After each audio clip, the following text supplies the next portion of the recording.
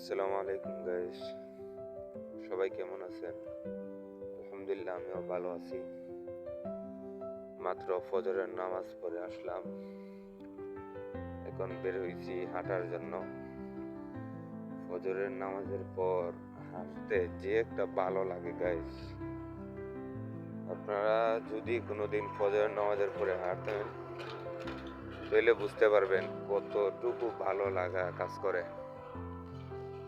এই যে অনেক ভালো লাগে, অনেক ঠান্ডা ঠান্ডা হাওয়া। আর আপনারা সবাই চেষ্টা করবেন 5 ওয়াক্ত নামাজ পড়ার,